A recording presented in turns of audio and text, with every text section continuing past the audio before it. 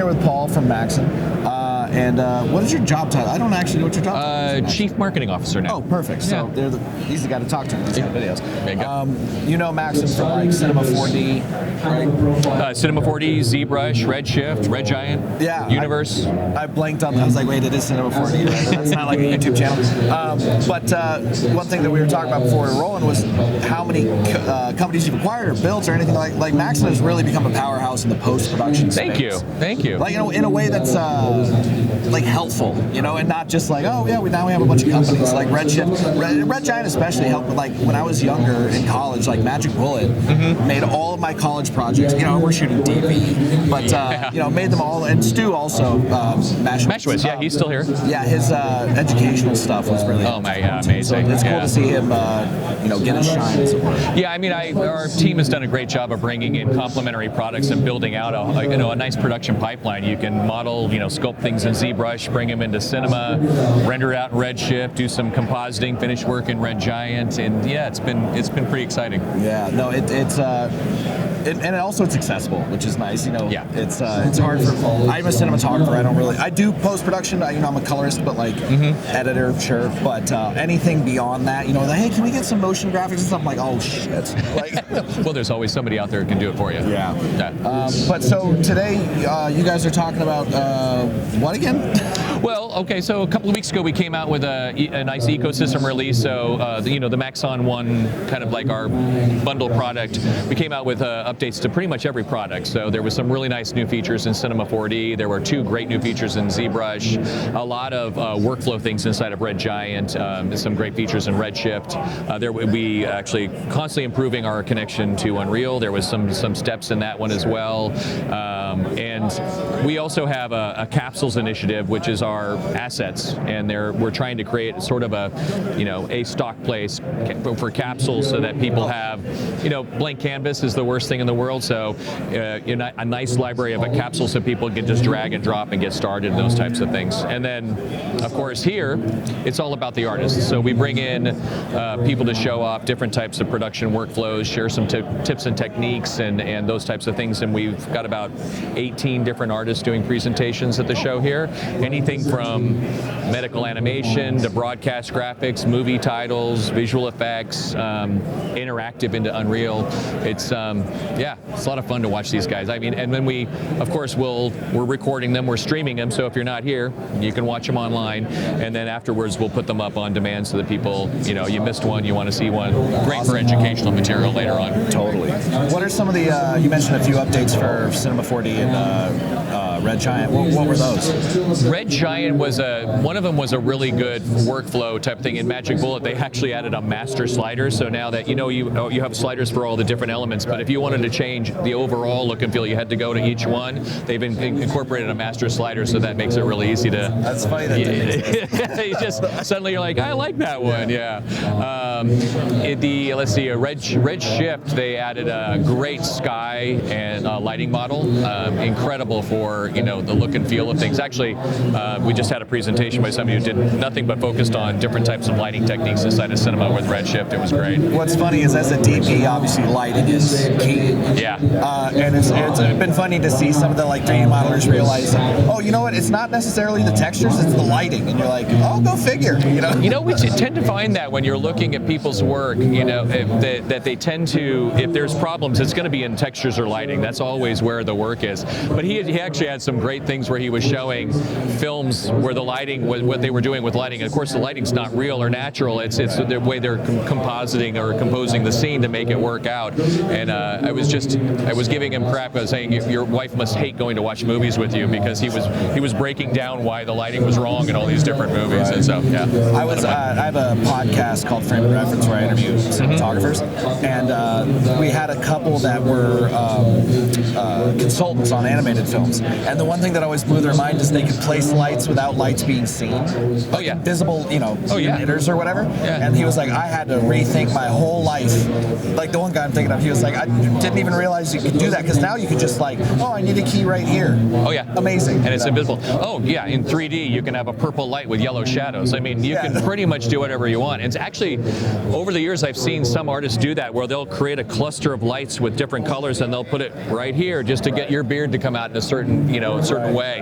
And he was just doing that where he was saying, okay, I can have a TV element and I can have that generate light, but but in order for it to actually affect a character that's further away, I have to blast it out, and I don't want that to look bad. So I'm just going to put a light right here and make it look like the TV is causing all that light. So yeah, I mean it's amazing what you can do. It is. Another one, I don't know why, but another one I saw that was funny was like Moana. There's like a scene where she's like looking at something, and the animator, I think he posted on Twitter, was like, here's what it looked like, and her arms were like 70 feet out in front and all broken underneath the thing, but it was just like that, Oh yeah, I've seen some of these one-man shops where they're doing these short films that whatever's not inside the camera frame, you've got characters, their legs are all out of whack, but yeah, exactly, and then it doesn't matter, it's only what I'm looking at, yeah. So yeah, it's fascinating. Yeah, you mentioned this is for the artists, and before we were rolling, you said you were going to do like a road show of this, but in the cities that don't get serviced by shows like this. Yeah, back in I think it was 2009, we realized that the majority of people don't come to trade shows. So the first thing we started doing was streaming from the bigger shows. So we started streaming from NAB, SIGGRAPH, IBC, because these are great presentations. And yeah, you could watch them afterwards, but a lot of people wanted to have the feeling of being at the show, so we would stream them live. So then we started some years later, and before the pandemic, we started going out and doing some road shows where we try to bring maybe a day of this. So it'll be we're doing the road show's called the Design and Animation Tour. So we're affectionately calling it DAT. So you want to go to DAT? How was DAT? Did you go to DAT? And the idea is to split it into 3 sections: the connect, create, connect, and celebrate.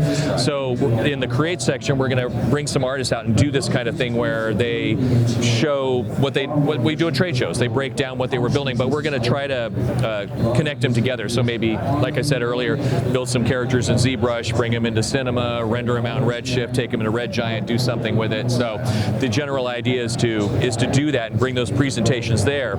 Then the second part will have a panel which is the artists that we've brought into town, and maybe some local studio artists or something like that, talk about the industry, how they can get into it. We're going after younger people trying to get in the industry. And then there'll be a break, and then we're going to have like a beer and pizza thing. You come to a show like this, you get to go out, have some beers, have a good time. So we're trying to bring that one day, you don't get to get out a trade show, but maybe locally you can come and do that. So we're going to hit cities like Dallas and places in Florida that aren't, these shows aren't coming.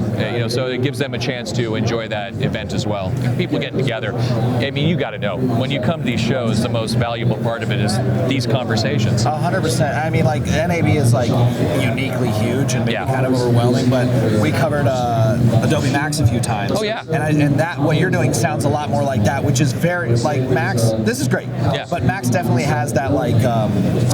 You guys do that, right? Yeah, we do it. Yeah. Has that more like creative community feel to it. That artists coming in. Exactly. Because you can stream those keynotes and stuff, but it's not. It's not the same. It's not the same as being there. Yeah, and even those things where you've got a time to over a beer have a conversation with somebody. When we bring in these artists, we bring artists from all over the place, and when we bring them in, we ask them, get their feedback on the show and that type of thing, and most of them say the best part of it is having dinner together, where they can sit at the table and talk about things that they're doing. They learn new techniques. I mean, sometimes you'll find a couple of artists huddled at a machine. Oh, I've been having this problem. Oh, I solved that, and they have that opportunity to get that give and take in person. Right. It's incredibly valuable. It is, and it's not like even online communities. It's not the same. Oh no, it's not. I mean, and you think, the information's the same, but there's just something about hanging out and being able to have that conversation freely without the wait, the pause, You had mentioned earlier the full package. Yeah, Maxon 1. Yeah, Maxon 1. What's the price point on that? And you'd also mentioned you're aiming for younger people. Is there like a student discount or anything? How are you approaching the younger folks? Good question. Yeah, it's for the annual subscription for everything we have, it's roughly $1,200, $11.99. But we do have a student version, and it's $9.99, $10 for 6 months. I thought you said $1,000. $10? $10 for 6 months. So we have a service they go through. They can put in their student ID. They pay their $10, and then you've got the license for 6 months. You come back after 6 months, and you're still a student. You can renew it for another 6 months. As long as you're a student, you can just pay the $10 for 6 months. That's incredible. That would have saved. Cameraman Adam is mad. He and I are both thinking about when we were seniors in college. I get it, right? Your senior film when I was doing everything in After Effects. I was doing everyone's. I was the only person who knew how to use After Effects. So I was doing everyone's projects, all the titling and everything like that. And by the way, it gets better. So let's say you graduated. You've been paying your $9.99 the whole time. You got your student version. You can actually upgrade to the commercial subscription after you graduate for half price. Sorry. Listen, I've accepted I'm old and I just have to deal with this. You're not as old as I am. No, that's true. I'm almost there with the hair color though. Yeah. But that's amazing. Like that's actually. Try to, you gotta. It's hard to get in the industry, and it's by the way, if you don't come up with a solution, and actually the $10 really just covers the administrative cost of checking student IDs and that type of thing. So it's not like we're making money. So we're basically doing it for free, and that's generally, you want to get it into students' hands as much as possible without it getting proliferated. Yeah. And if and if we don't do something like that, people are just going to pirate it anyway. So you might as well make it available. You know what's funny? I didn't want to. It's not that I didn't want to end on this, but here we are. But it reminds me. I was talking to the guy who invented After Effects. I did an. Dave Simons? Yes. Okay. And so I kind of candidly asked him, like, so we all borrowed After Effects when it came out and stuff, and I was like, what was your guys' opinion, especially going to the subscription model and stuff? And he was like, honestly, it was always students who couldn't afford it anyway, and then when they graduated, they knew the tool, and then they went on to work for a company that was going to pay for it anyway, or they were freelancing. So, but the thing that stops everyone from pirating is just offering it at a reasonable price. Exactly. So exactly. I mean, it's cheaper than what I paid for books back when I was in college. Netflix. It's cheaper than Netflix. Netflix, $14. Exactly. Oh, there you go. A month. And I'm sure students are paying for it. Yeah. It's weird though. There's that whole psychological thing about software. It's if you went and bought a Honda, and you brought it home, and 2 weeks later they came out with a new version, you wouldn't go, hey, give me the new version. But software, it's a little bit, it's that whole psychology. Definitely a lot of conversations that everyone's had about. We could go there. Yeah. But even the subscription model, like I'm 50-50 on it, but I do admit, like, it is nice to just know you'll always have the most updated thing. You know, the funny thing is, I think people don't understand the finances behind it. Right. When you ship a perpetual license, you can't ship a new version with significant changes to features, because if you do, you have originally shipped an incomplete product. And as a company, if you recognize the revenue of something that wasn't finished, it's actually illegal, like accounting-wise, it's illegal to recognize the revenue of that product because it wasn't complete. The other factor that comes to it is, let's say we came out, like Cinema 4D and back in the day came out with a version every September. If there's a feature ready in October or November, right after release, I can't release it unless we have a paid upgrade. So, and the people aren't going to want that either. So the advantage is, and since we've gone subscription, we've been releasing something every month. Every month something comes out, even if it's just a collection of materials or a collection of models or a collection of presets or something like that. They've been adding something of value every month to it. So, and that's the value proposition, is that we can just release stuff if you're on subscription all the time. Yeah. Anytime. That's why it's good. Honestly. Yeah. Well, man, it sounds like you're doing a lot of good stuff, and very, very exciting. Me too.